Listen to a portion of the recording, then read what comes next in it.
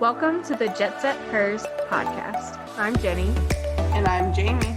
We discuss travel, adventure, and everyday life. Listen with us and let's go somewhere.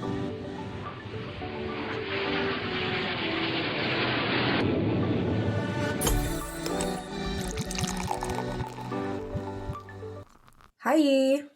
Yo, Jenny, what's up? Excited for today's topic. Kind of a little bit more on the luxury side of travel, but also not necessarily. Yeah, today we talk to Alisha from the Private Island podcast. About, you guessed it, private island life. On her podcast, she talks to people about renting and buying private islands. Yeah, which is kind of fun and interesting considering it's not something that I ever really thought of doing before. Mm-hmm. So it's going to be fun. Jenny, did you know that you can look up private islands for purchase and for rent at privateislandsonline.com? I do now. You definitely do now. And those are private islands for not just the United States per se, Central America, Canada, Africa, the Caribbean. So this is not a sponsor. This is not an ad. We just generally want to say how cool it is. Privateislandsonline.com. Alisha gave us some inside detail scoop about a couple websites. So we wanted to do a shout out before we started today. Yeah, today's episode has everything from a little bit of pirate action, luxury islands, affordable islands. There were some all-inclusive resorts. There were some with no electricity at all. Just really a wide variety of options that I didn't even know existed. Okay, you guys enjoy Private Islands with Alisha. Enjoy. Hi, Alisha. Hello, how's it going? Good. We're really excited to introduce you today. And we're going to be talking about, I guess, your travels and then some private island stuff, which is exciting. Yeah. Do you have a drink ready to share with us? Yes. So I know you guys like your beer. I'm not a beer person, but I have my margarita. That's a really cute glass too. I like it. My mom's a bit obsessed with blue, so she tries to buy anything and everything blue right now. Right. I love I like that. Is blue. that salt or sugar around the rim? Salt. Nice. Classic. I'm a salt person around my margarita rim too. Get that sugar away from me. I want the salt. I know. Yeah. What are you drinking, Jamie?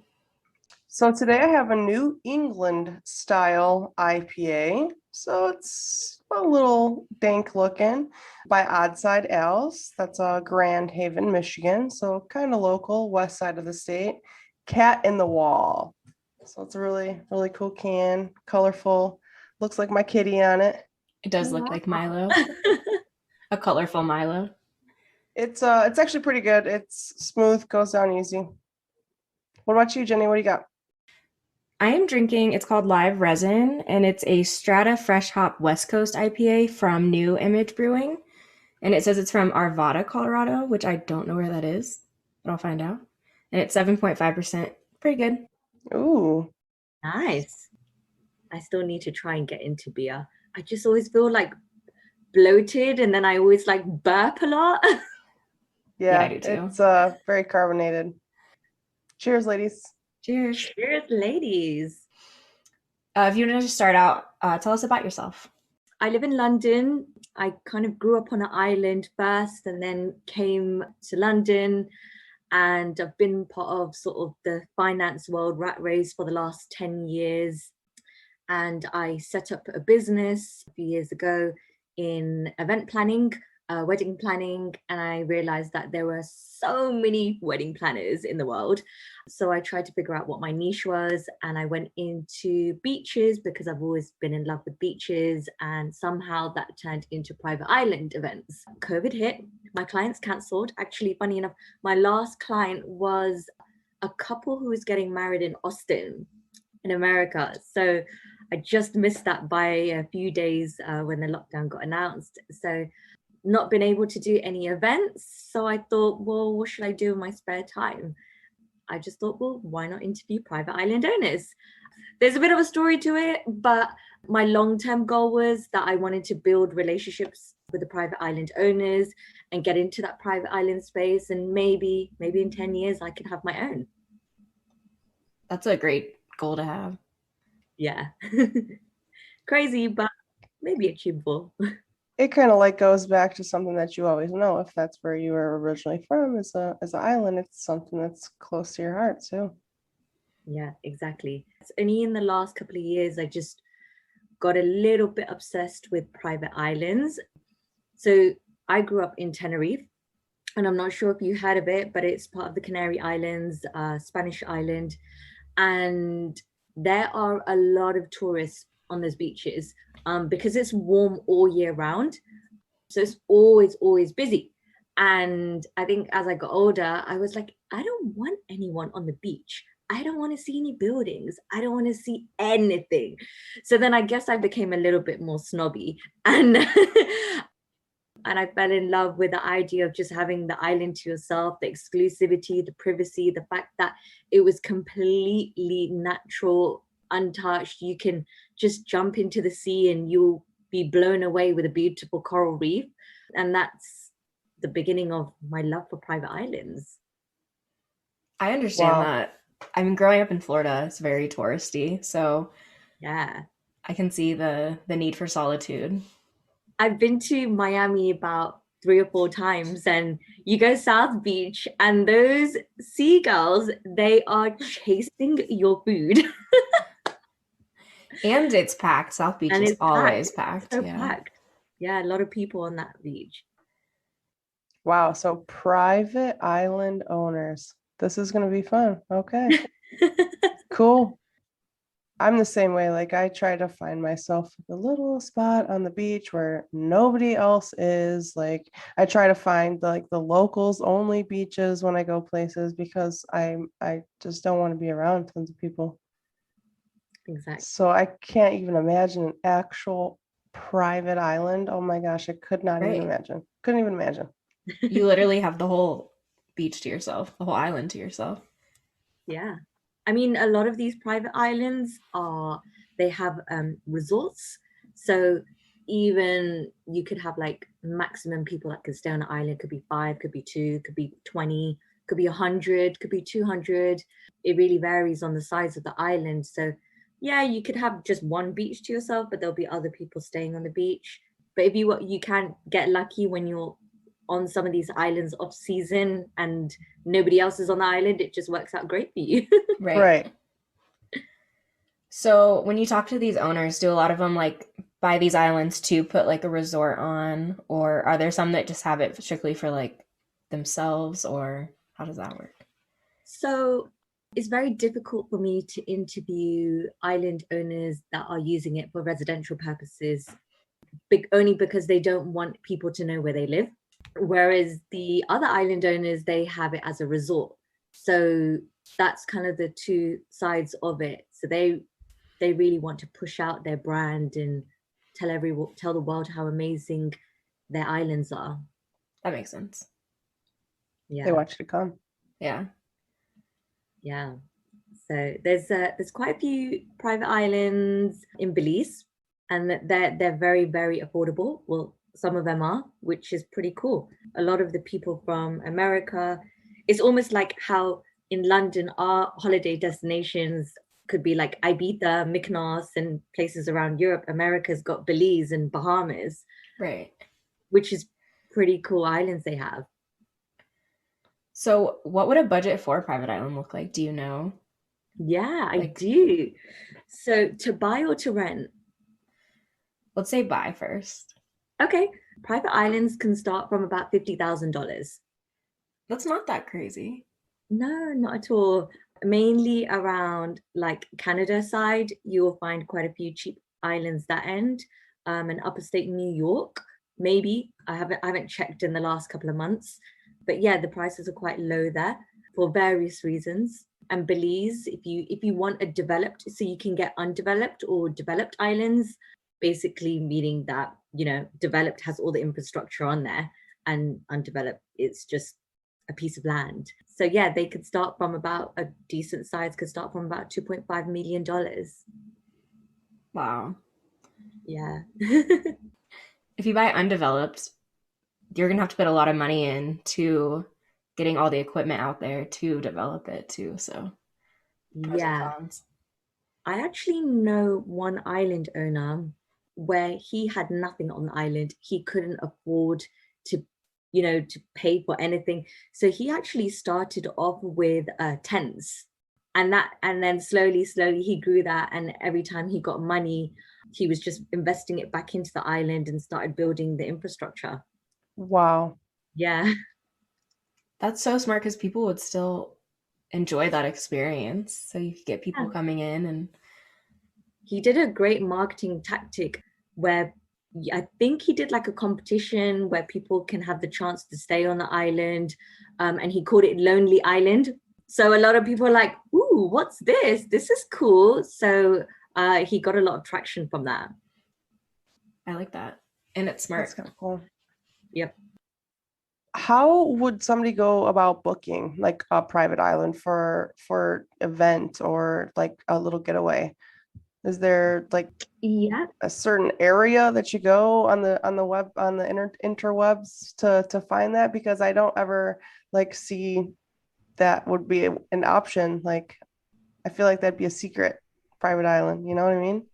As some private islands are a Yeah. secret, like you can't actually find them on Google Maps. You can't find it at all. Even if you try to go on Instagram and you think everything's on Instagram, and some of these islands, they're not on Instagram because they don't want to be. I think as soon as you type in private islands on Google, you will come across the first two pages, which is privateislandsonline.com and Bloody Private Islands. And they're the two biggest real estate brokers. Every time I speak to somebody talking about private islands, they're like, yeah, I was looking how much these islands cost. If you can go on those websites because they promote it for rental, but I have an easier way, and it's a really cool tip for all the people who want the same exclusivity and it's affordable. Awesome. That's what I'm looking for. There we go. Yeah. So all you have to do is go on Airbnb. In the search bar, type in, for example, Philippines. There's two settings filters you need to add on. The first one is tick entire place to yourself. The third one, under unique stays category, if you scroll all the way under unique stays, there's an icon, there is an option for island. If you tick that button, you will find all the islands on Airbnb in that specific country. Then you can obviously look at each of the details to see which ones are private islands and which ones are not.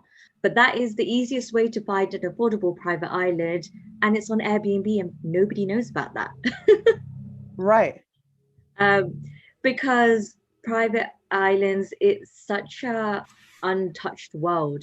Not many people know about it. A lot of people have this idea that it's for the rich and famous, it's for the celebrities, and Epstein's whole situation put a bad vibe on the whole market. I wouldn't say the whole private island market, but as soon as somebody mentions private island, the first word is, ooh, Epstein. You know what I mean? And you're like, oh, come on. Yeah. You're bored. It's like his name ruined it because of something like he did. But it's like, come on, it's not going to taint everything. Like, wait a second. Yeah. I mean, not all people say that, but I have come across it. But a lot of people think, and Richard Branson's got his island, Necker Island. So everyone's like, oh my God, have you been to Necker Island? Have you heard of it? Have you seen it? And I'm like, yeah. I mean, it's a lot of money to stay there. But a lot of people don't realize that you can stay on a private island for as cheap as like $21 per person per night. I can afford that. So closer to you guys, since you guys are both in America, there is an island in upstate New York called Grant Island. It is known as sort of like an adventure island. The island owner, he was a professional BMX biker. So he's built like a really steep ramp going down the island and going straight into the lake. Oh, wow. So you can ride your bike up that ramp. I think he's trying to build a tree house as well. And he's got jet skis, and it's quite cool. Like if you're into adventures and activities, that's his island. And if you've got a group of 10 people, it could work out to be about anything between $21, $20 to $50 per person per night. Per person, yeah. Wow. So super affordable. Yeah. Yeah. Cheaper than Disney World. Yeah. And you know what? If you've got the right friends with you and the perfect circle, yeah, you don't need all of that stuff at Disney World. You've got the At best all. company. Yeah, exactly. Right. Yeah. Right. Hang out, swim, jet ski. Mm. I don't know if I'd ride a bike into the lake on a ramp, but we'll watch everyone else do that. Yeah. He's also got like a water slide as well. So when you go from the top, there's water pouring down and you just slide straight in, which is really cool. I would do that. Yeah, I definitely would do that as well. Yeah. Sign me up. So do you have any more examples of like kind of different things going on these private islands? Yeah, actually, the more I'm speaking to the island owners, essentially, I guess when these island owners are buying island, they see themselves as like the king or queen of the castle, that they can Right. make their own rules, do whatever they want to do. I guess it's almost like buying a house and you get to design it the way you want. A lot of islands invest heavily into conservation projects to save sea turtles or bring back specific species from extinction, which has actually worked. There are different themed private islands. So there's actually a themed private island in Belize where it's a pirate theme. So when you check in, everything's all pirate. They give you pirate costume. Everything's all pirate theme. That's kind of cool. There's another private island where it is a nudist island. I figured there was one of those. Yeah. Right. There is another island in Greece, and it is the only private island in the world which is a yoga retreat island, where they do that all year round. So as soon as you check in, so you pay the fee first before you get onto the island, and for 6 nights, 7 days, I think it costs about 1,500 euros, and that includes 3 meals a day, 2 yoga classes a day, meditation, kayaking, and all the activities on the island, which is actually really not bad at all. That's not bad at all. Yeah, that's like an all-inclusive, everything you could ever want to do, like package, essentially. Exactly. So there are definitely different themed islands. I interviewed a guy who owns 2 islands in Indonesia area, not far from Singapore. And he's really, really invested a lot of time and energy into trying to make sure the island is completely sustainable. So yeah, there's definitely, you would see a different kind of theme of private islands, and I guess what their life purpose is. You would kind of see that as soon as you step onto the islands. Sure, because everybody's different. So Yeah. So speaking of like the pirate themed, what is the biggest like kind of thing they have to worry about? Probably, I mean, weather is a huge thing, but do they have people that kind of come in and try to rob here and there, or does that happen? Not really. However, like many years ago, funny enough, I was living in Malaysia for a bit, and I discovered that I think there's like 8 to 10 private islands all around. And I was like, hey, I'm going to try and hit every private island every other weekend. So I came across this island called Pom Pom Island in East Malaysia. And the day before I was flying there, some of the locals were like, oh my God, you're going to the island. And I was like, why? What's so wrong with it? And they're like, there's pirates. And I was like, what? She's like, yeah, there's pirates. And I was like, there is no pirates. Like, don't be silly. Like, this is ridiculous. They're like, well, if you don't believe me, Google it. And I was like, okay. So I'm like Googling, and I was like, okay, so there's pirates around and they come onto these islands and they try and kidnap tourists and hold them for ransom in exchange for some money. And I'm like, oh, this is going to be fun. And so I like text the island management staff, and I was like, hey, I've just seen all of this stuff in the news about pirates and this. And they were like, look, we assure you nothing like this will happen. It happened 2-3 years ago, and we have all the right security in place to protect our guests. And I was like, okay, cool. When I got to the island, it was a little bit intimidating because there were 2 security guards with these big guns and like a waist jacket, what do you call it? The vest? the bulletproof. Yeah. They had that on. And I'm like, it's really hot. How are they wearing this? Right. But it was intimidating because they do their patrols Right. to make sure nobody enters onto the island. I went diving around, and there was another island where it was a police base. So they had speedboats, police speedboats, and they would do their rounds because there was other private islands around, and they would do their rounds just to basically protect all the tourism market, which was Right. crazy. So, I mean, nothing like that has happened ever since that time. It used to happen. It's not a big deal anymore, but yeah. I was wondering, like, I didn't want to be like, are pirates still a thing? But I guess they kind of are in certain places. So Yeah, exactly. It depends Wow. on the side of the world. that's crazy. I would be constantly on the horizon, like looking. Do I see? Imagine being that cop on patrol. Like your job is to drive around on a police speedboat all day and patrol these private islands. Like, I'd do it. Fight Yeah. off some pirates. I guess it's not funny to joke about, but Right. it's just us. So Well, it's not a problem that you think you're going to hear about in today's time. right. So it's kind of cool. Yeah, I mean, majority of the private island owners, they're sort of, it's common knowledge, climate change is affecting the coral reef. It's they're doing whatever they can to support their environment. You know, a lot of these island owners, they have to do beach cleanups 2-3 times a day. They have to try and reduce their wastage on the land because there's nowhere to throw it out. Like Right. here and wherever we live, like we throw our trash out and it goes in a random landfill, and that's it. It's not a problem anymore. Whereas these island owners, it's their problem.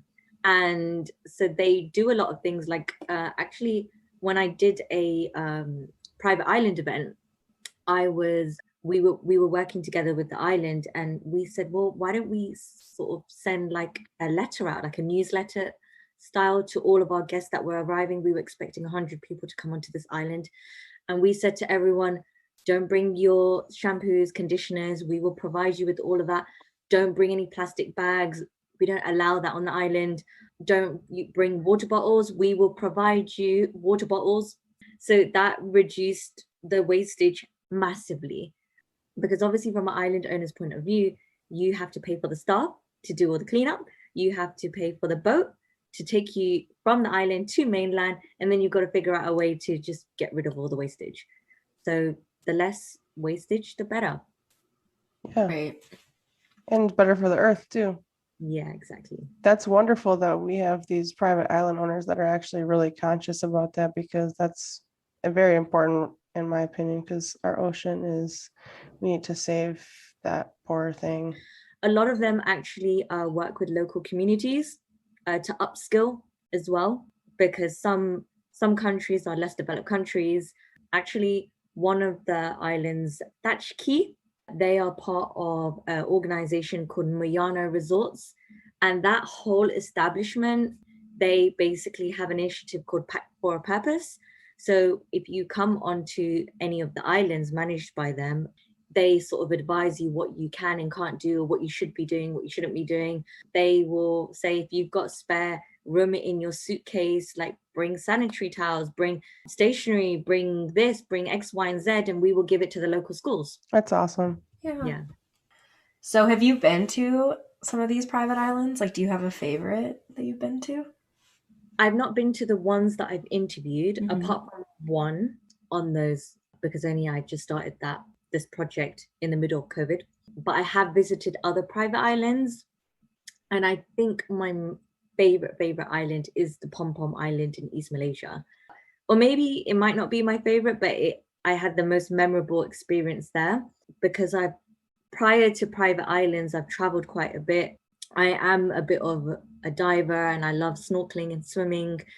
This was the first place I'd seen in my whole entire life where the coral reef was not dead. Wow.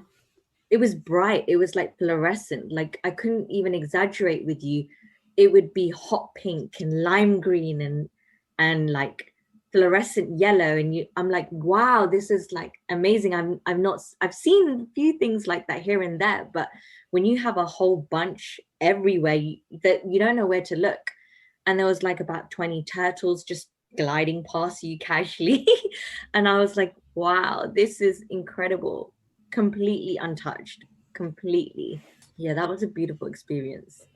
Well, I'm glad that the story of the pirates didn't scare you away. Me too. Yeah, no, I mean, once you get onto the island, you do feel a bit scared, because after you've just read that, you're like, oh, okay.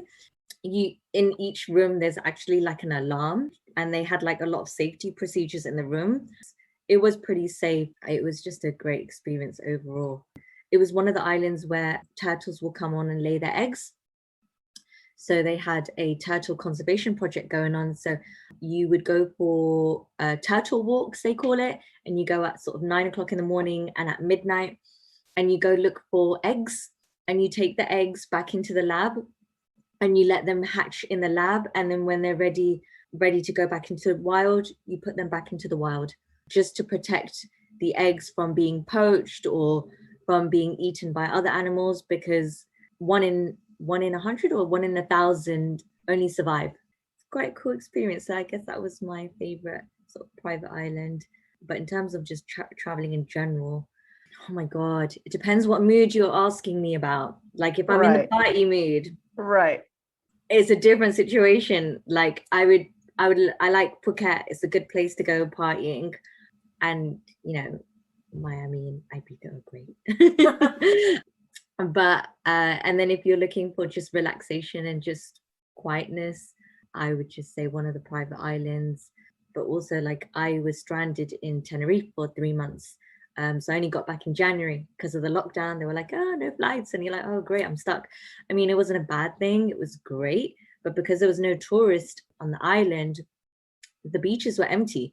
It was completely clean. I've never seen how pristine, and growing up there, it was just full of plastic. It was just dirty, and going there and spending lockdown there, it was incredible. And I was like, wow, this is beautiful. It's very underrated. It's one of the best places in the world for stargazing. Wow, yeah. They've got Mount Tay volcanic they've got a volcano there, so you can go up Mount Tay and check it out. So it's really underrated, but it's a beautiful island. No, I want to go there too. Right. Every time I hear about a new place, I'm like, well, it's on the list. Well, once you figure out your budget, and then I think always start with your budget. And like for me, I have my small holidays, like my European holidays, and then I want my big holidays. But yeah, even like they do group vacations. I think there's one called G Adventures online. And you just pay a fee, and they just plan a whole itinerary for you, and they kind of tell you how to budget, and it's just perfect. Wow. Yeah, so there's lots of organizations like that because travel's so big. But even just, I think the easiest way is even looking at hashtags. Hashtags are amazing on Instagram. Just follow every single hashtag you're interested in, and somebody's going to put something up like, hey, there's a deal. But sorry, I forgot to mention, I need to rewind back. But when you said visiting affordable private island, some of these private islands they do deals like once or twice a year. And with the most recent one I came across was Mayana Resorts, Thatch Key, Royal Belize, those islands, and they had a 50% off deal for spring break. And so that would work out to be $1,200, I think it was when I looked at it, or $1,100, which includes the transfer and the stay and everything, which is cool, amazing. Absolutely. Right. Yeah. It's a great price. And for spring break. Yeah, so it's if there's certain private islands that you are drawn to, or you like, or you're just interested in, follow them on Instagram or follow them on Facebook, and they will put down offers whenever it's quiet season. Like, hey, now's the time to come now, get this price. Exactly. And I'm all about off season anytime I go anywhere too, because less people. Exactly. and living on these islands. I guess, yeah, you never know. People may have like found it on accident and like established a little village or something at one point in time. There are actually, and some of them are protected by the government. I'm sure you've heard some of those islands. Like even if you come anywhere close to them, they will shoot you with a bow and arrow, kind of thing. Right. And they're actually government protected islands because they want to keep that tradition within that tribe to stay on the island. They're not harming the rest of the world. Right. They're just protecting their land. So yeah, no, that it's not a market that I've looked into because I mainly deal with private islands, but there are some really cool videos on YouTube about those islands. I'm gonna have to look that up. I think it's pretty fascinating. Definitely. No, it is. It's so good. And I'm glad that the government is protecting that and allowing them to keep it that way and not trying to force them into modern society. Mm-hmm. Yeah. Just leave them alone because they were there first. Yeah. All right, Alisha, where are you headed next once COVID's over and everything's back to normal? So I've booked the yacht week in Sardinia. Okay. So that will be exciting. I'm going with a group of my girls and we are just gonna live on a boat and party up. So that will be good fun. I have not decided. A few of the island owners have invited me to their islands. Nice. But it really depends on what the situation here is in London. Like today I saw on the news that it was the first time ever we've got nobody who is in hospital, nobody that's been infected with the coronavirus. But obviously a lot can change in the next couple of hours when I say this. That's right. Right. And like whilst things are really easing up in London at the moment, like I think all the restaurants are opening up in 2 weeks. I mean, people already kind of hanging out together on the low kind of thing. And I think officially we will be allowed to fly out the country on the 21st of June. I'm just kind of waiting towards closer to that time and then I can kind of figure out where I'll be going. But usually every year I go Phuket for December. It's sort of like a annual tradition. We fly on Boxing Day and then we have 1 day to recover. And then my birthday's on the 29th of December. So we party on the 20th, 29th. My sister's is too. Oh. Hey, she only gets one present like me. Yeah. Oh, no. And then you have like people like, the worst thing is when you're like really young and you're in school and then everyone's like, I'm too broke because I spent all my money on Christmas and they can't afford to come out for your birthday. You're like, oh, okay, great. Right. It's like my birthday doesn't change every year. You guys plan for this. Yeah, so like 28th, 29th, and 30th is pretty much a 3-day party for me and Phuket. And we've got local friends. So quick story, my mum got married in Phuket. The wedding planner ran off with our money. So we had 3 days to source everything. At the time, I wasn't on social media. So I had to source everything on TripAdvisor. And then when I sourced everything, I made really cool friends with these people. And I didn't realize that they own hotels, bars, and restaurants. And ever since, we've become really good friends. Like the kids, they're my age and their parents are similar age to my mom and my stepdad. So every time we go there, it's us kids go and party together and the adults hang out together. And it's just a really nice dynamic that we're very close. So we go there every year. It's just a good tradition of ours. And how was the wedding? Oh, the wedding was wild. Oh my God. You know what? It went great, but it was just very wild. And I don't know how much you know about Indian people, and especially like Punjabi Indian people. We're just very wild with our alcohol. So like we just drank so much. And the thing is, I was planning the wedding as well. And I was so tired and stressed. But I was like, I just need a drink. Just give me a margarita. It was very stressful to plan the wedding because obviously people don't speak your language. Everyone's very laid back in the country. They just take their time. You don't, especially because an Indian wedding, it's not the same as a different culture, like you have to have certain things in place. Right. Right. And it was just very difficult. We had to last minute find someone that could build the structure for where the wedding ceremony takes place. So we, in Indian, we call it a mandap, but it's almost like there's 4 pillars and a bit of a roof. And each pillar is meant to represent like a parent from each side of the family.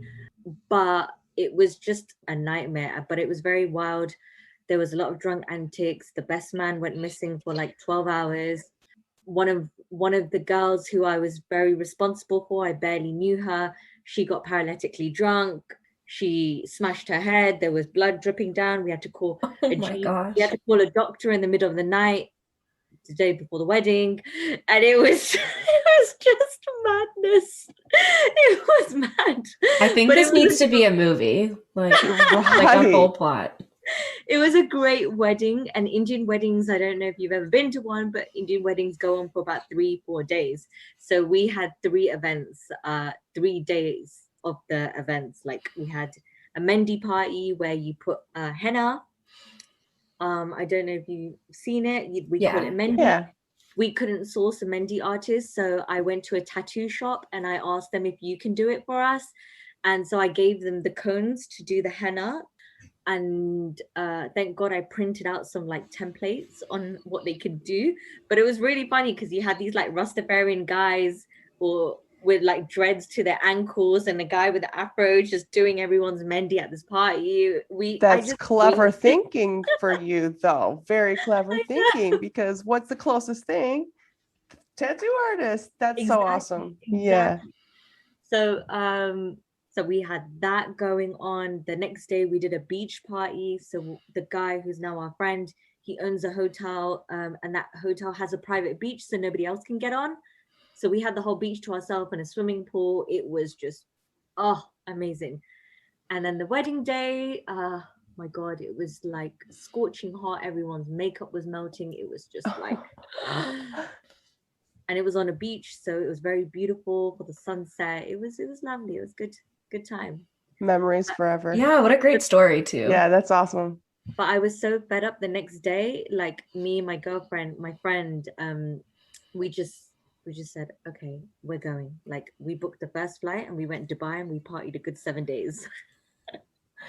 All the stress from that you had to unleash. Yeah. I was like, I don't want any responsibility. Right. But also, dang girl, more partying after the 3 days too.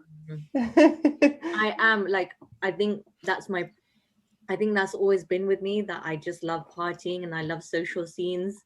Yeah. I'm just quite like a social person. So I'm like, yeah, let's go out here. Let's do this. Let's do that. That's okay. Dubai is actually one place that I really want to check out. It depends what reason you're going for. Like I did no touristy attractions because I had no interest in it, because everything's man-made.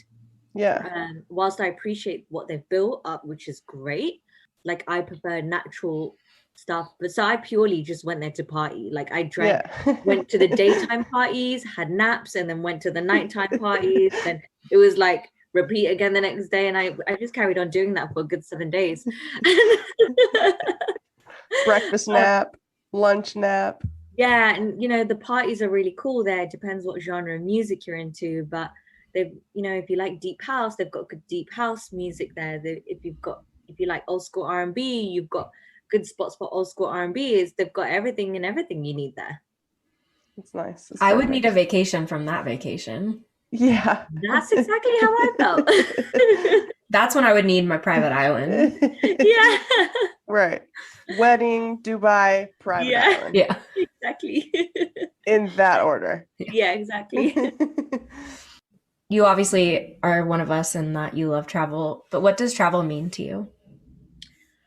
Oh, okay. You know what? It's because I live in UK and it's cold. And I would rather be like lying in my bikini in my backyard kind of thing.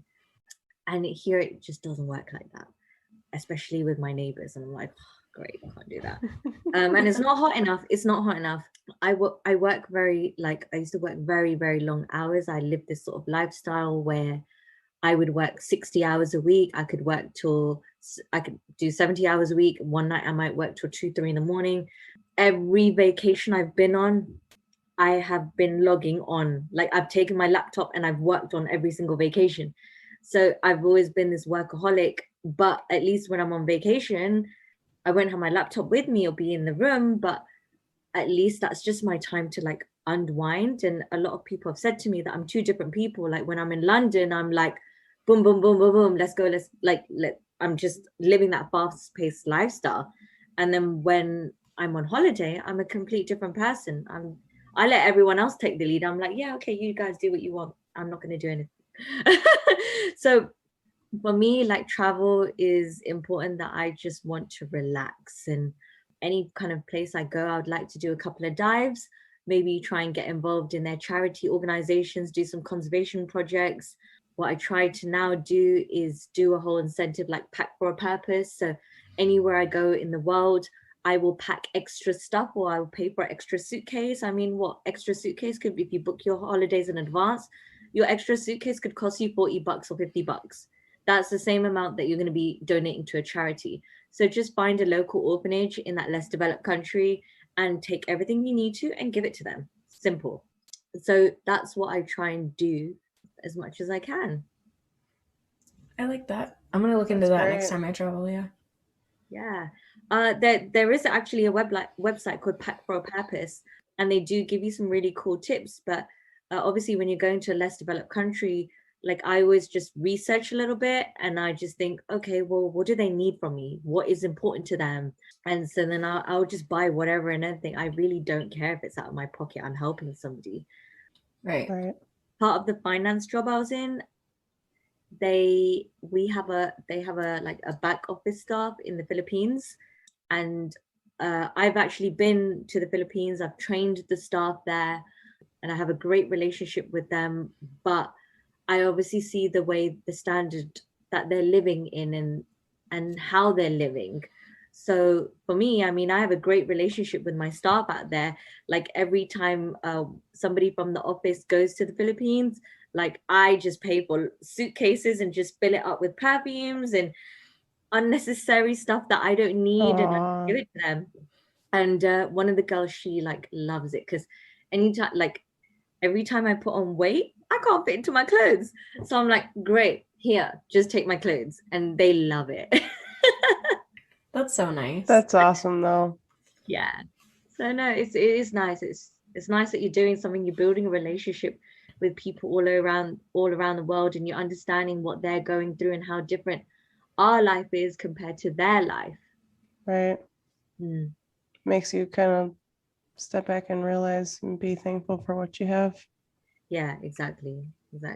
Like we can't save the world, like as in, I mean, not one individual person has a power to save the whole entire world, but if you just do like small things here and there, it makes a big difference. And you think it doesn't make a difference, but it makes a massive difference. Sure. Especially if it doesn't make a big difference to you, you don't know how big of a difference it's going to be making to somebody else. Exactly. So yeah, but even just even in general, like just take, you know what, one thing I feel that we all lack, and sometimes because we don't think that far ahead, is just taking the initiative. If you're going to stay in a hotel or a private island or anywhere you want to go to, and you know it's a less developed country, just contact them and say, hey, like, you know, I've booked to stay on with you guys, but you know, I would love to help the local community. Can you give me some recommendations on what I can do, or do you want me to bring anything? How can I help? And a lot of these people would actually be open to talking to you. You don't know until you try, right? Right. And they could give you something that's very realistic that these folks might actually need. Exactly. That's wonderful. Yeah. But if you wanted to hit a private island as well, I totally forgot.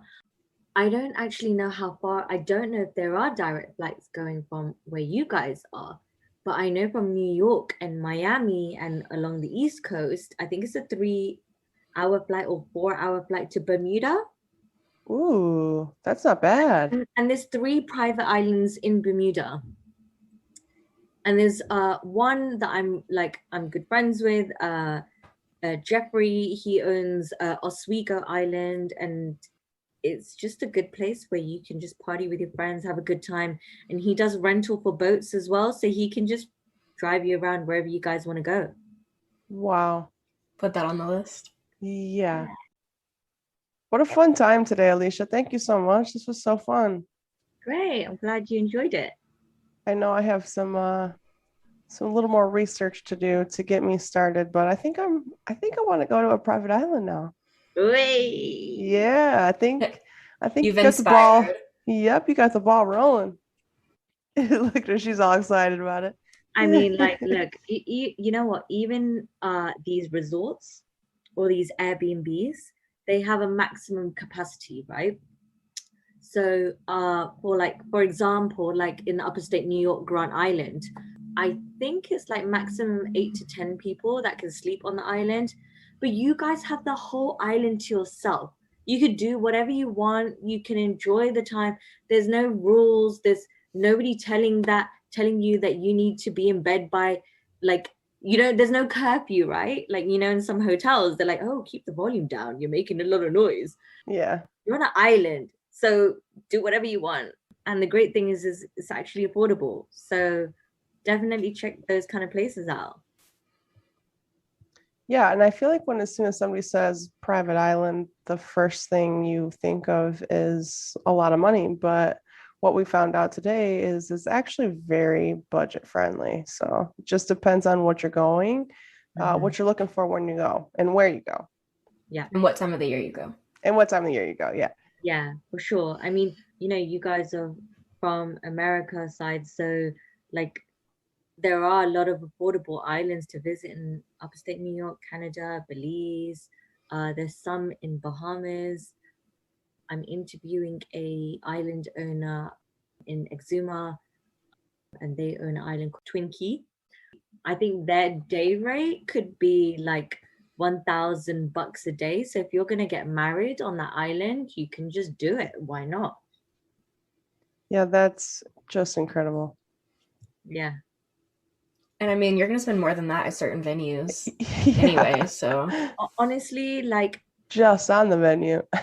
I mean, like, I'm Indian. So if I was to get married, and when I do get married, my wedding, typical like price range for how much it costs to get married in the UK, being Indian, could be about £60,000, which is about $80,000 or $85,000, I think it is right now. But I know with me and my friends circle and like my family, like mine will be about £100,000. So A lot of people. If I was to get married on a private island, it would be a different situation, and it will be a lot cheaper because people don't know about that. Well, and you can be as loud as you want and party it up. It's fine. Exactly. And for you, that's what you need. You need to be able to be as loud and as crazy as you want to be, and nobody tell you when you could stop. Exactly. Yeah, I think that's gonna be best bet for you, girl. Side note, if you were ever to go to Maldives, you think it's expensive, and yes, people do say it's expensive, but there are places which are affordable. Just putting it out there. Oh, that's great, because Maldives has been on my list. So it is affordable. So don't look at all these Instagram posts and be like, oh my God, I can't afford this, because there's definitely places that you can stay in Maldives, which is affordable. We're going to just have to do all this research today. All right. Well, thank you so much, Alisha, for coming on. This is fun. And I think we learned a lot and really need to go to a private island like ASAP. Sure. Thank you so much for having me.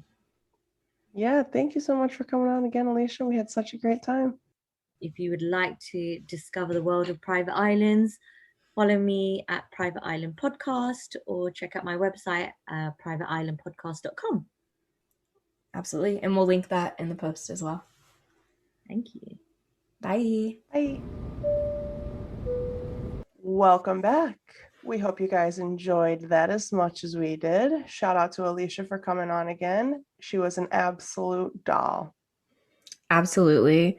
And just remember, you can find her on Instagram, or her podcast. It's just Private Island Podcast. So definitely go give her a check out.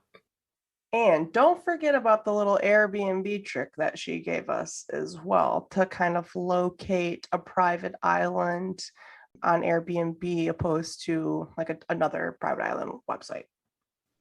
And I do just really quickly want to go back and talk about Pack for a Purpose that she told us about. I had never heard of it, and I've looked it up on my own, and absolutely check that out. If you're traveling somewhere, you just go to their website, packforpurpose.org, and you can hit where you're going. Obviously, not every country is in desperate need of items, but just go on there and check and see if it is. Like, I just went on quickly and looked at like Turkey. And so you click on where you're going and it'll tell you what they're in desperate need of. So it might be school supplies for the kids. It might be even just stuffed animals, toys for the kids, anything like that. And their tagline is make your travels meaningful. And I love that. That's exactly what we all should be doing while we are traveling around for our leisure, is making it worthwhile for the country or place that we're visiting, and also making it have it stick out in our hearts as we're doing something great as well. And just remember, you can find us on our socials, Facebook, Instagram, YouTube. Jet Set Hers Pod. Send us an email. jetsethers@gmail.com. Or head over to our website, jetsethers.com. And if you love us, rate and review. You know what to do. See you next time. Bye. Bye.